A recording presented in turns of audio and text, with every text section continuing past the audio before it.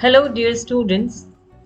आज की स्टोरी का नाम द लास्ट लेसन है और ये क्लास 12th इंग्लिश कोर्स का फर्स्ट चैप्टर है। इसे फ्रेंच ऑथर अल्फांस डॉडे ने लिखा है। ये स्टोरी उस समय की है जब फ्रैंको प्रूशियन वॉर में बिस्मार्क की लीडरशिप में प्रूशिया ने फ्रांस को हरा दिया था और फ्रांस की दो टेरिटरीज अल्सासे और लॉरेन पर अपना कब्जा कर लिया था।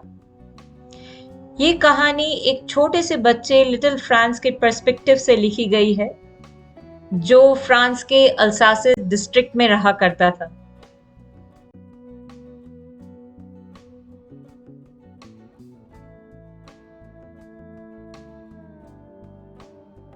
एक सुबह लिटिल फ्रांस स्कूल के लिए देर से निकलता है। उसे आज डर था तो मिस्टर हैमल की डांट का, क्योंकि वो बहुत ही स्ट्रिक्ट टीचर थे और आज वो पार्टिसिपल्स पर सवाल पूछने वाले थे और उसे पार्टिसिपल के बारे में कुछ भी नहीं पता था। चलते चलते वो एक पल के लिए सोचता है क्यों ना आज वो अपना सारा दिन प्रकृति के साथ बिताए, क्योंकि जंगल के एज पर चिड़ियों का चहचहाना, 100 मील के पीछे प्रूशियन आर्मी का ड्रिल करना उसे बहुत भा रहा था। और ये सभी चीजें पार्टिसिपल्स के रूल से तो बेहतर ही थी, पर उसने इस टेम्पटेशन या अपनी इस इच्छा को दबा लिया और वो स्कूल की तरफ भागा।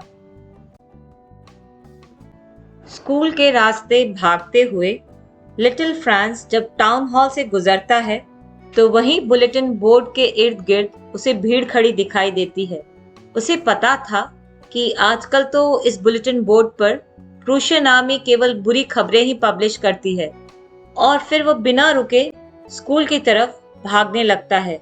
तभी उस भीड़ में से ब्लैकस्मिथ मिस्टर वॉशर, जो अपने अप्रेंटिस के साथ खड़े हुए थे, उसे आवाज लगाते हैं और कहते हैं, कोई जल्दी नहीं है लिटिल फ्रांस, स्कूल पहुंचने के लिए अभी तुम्हारे पास बहुत वक्त पड़ा है।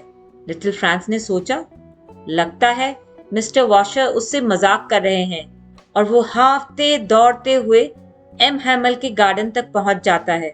उसे लग रहा था कि जब वो स्कूल पहुंचेगा तो सभी स्टूडेंट्स एक सुर में तेज आवाज में पढ़ रहे होंगे और वो उसी शोर गुल का फायदा उठाकर अपनी सीट तक पहुंच जाएगा। परंतु वहां ऐसा कुछ नहीं था। आज वहां संडे की सुबह की तरह शांति थी और जब वो अपनी क्लास के अंदर खिड़की से झांक के देखता है तो पाता है कि उसके क्लासमेट्स चुपचाप अपनी पढ़ाई कर रहे थे और एम हैमल अपनी डरावनी छड़ी लेके क्लास में टहल रहे थे। अब लिटिल फ्रांस को सबके सामने दरवाजा खोल क्लासरूम के अंदर जाना पड़ता है तो वो बहुत एम्बैरस फील करता है। साथ ही वो एम हैमल के गुस्से से डर भी रहा था, परंतु एम हैमल उसे देख बड़ी विनम्रता से उसे अपनी सीट पर बैठ जाने के लिए कहते हैं। और फिर जब लिटिल फ्रांस की नजर एम हैमल पे पड़ती है तो वो देखता है कि उन्होंने आज फॉर्मल ड्रेस पहन रखी है, जिसे वो इंस्पेक्शन डेज और प्राइज डेज पर ही पहनते थे। और उसे सबसे ज्यादा आश्चर्य तब होता है जब क्लासरूम की पिछली सीटों पर गांव के कुछ बुजुर्गों को अपनी किताबों के साथ बैठे हुए देखता है, पर उन सभी के चेहरे मुरझाए हुए थे। इससे पहले कि वो कुछ समझ पाता, एम हैमल अपने चेयर पे बैठते हैं और गंभीर आवाज में अनाउंस करते हैं कि बच्चों, आज मैं तुम्हें फ्रेंच का अंतिम पाठ पढ़ाऊंगा, क्योंकि कल से अल्सासे और लॉरेंस के स्कूल्स में जर्मन पढ़ाने का बर्लिन से आदेश आ गया है। कल से स्कूल में जर्मन पढ़ाने के लिए एक नया टीचर आएगा और इसलिए मैं चाहता हूं कि आप सभी इस फ्रेंच भाषा के अंतिम पाठ को बड़े ध्यान से पढ़ें।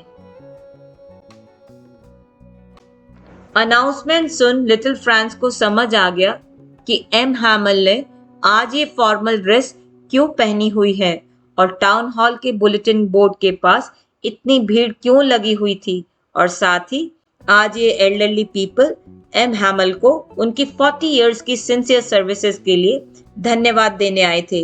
वह ये सब सोच ही रहा था, तभी एम हैमल द्वारा उसका नाम पुकारा जाता है। अब पार्टिसिपल रिसाइट करने की उसकी बारी थी और वो पार्टिसिपल्स को सही तरीके से बोलने की पूरी कोशिश करता है, परंतु वो शुरुआत के शब्दों में ही अटक जाता है। मिस्टर हैमल नन्हे फ्रांस से कहते हैं कि मैं तुम्हें डांटूंगा नहीं। ये ह्यूमन टेंडेंसी ही कुछ ऐसी है जो सोचती है कि उसके पास अभी पर्याप्त वक्त बचा हुआ है और इस कार्य को कल कर लेंगे। और देखो तो आज यही प्रोक्रेस्टिनेशन की आदत अल्सासे के लोगों को कहां लेकर आ गई है। एम हैमल लिटिल फ्रांस से कहते हैं कि इसमें तुम्हारी कोई गलती नहीं है। कहीं ना कहीं तुम्हारे सीख न पाने की वजह मैं और तुम्हारे पेरेंट्स भी हैं, जिन्होंने अपनी जरूरतों के लिए तुम्हारी पढ़ाई पर ध्यान नहीं दिया। और फिर कल यही प्रूशियन तुमसे हक से कहेंगे कि तुम खुद को फ्रेंच कहते हो, जबकि तुम्हें ना तो फ्रेंच बोलनी आती है और ना ही लिखनी। एम हैमल आगे कहते हैं कि बच्चों, जो ये फ्रेंच लैंग्वेज है वो दुनिया की सबसे ब्यूटीफुल, सबसे क्लियर और सबसे लॉजिकल लैंग्वेज है और हमें इस लैंग्वेज को बचाए रखना है, क्योंकि जब भी लोग इंस्लेव होते हैं तो ये लैंग्वेज ही की होती है उन्हें उस कैद से निकालने के लिए और खुद की पहचान बनाए रखने के लिए। उसके बाद एम हैमल फ्रेंच का लास्ट लेसन पढ़ाने लग जाते हैं और लिटिल फ्रांस को ऐसा लगता है कि मिस्टर हैमल ने कभी भी इससे अच्छा तो पढ़ाया ही नहीं होगा।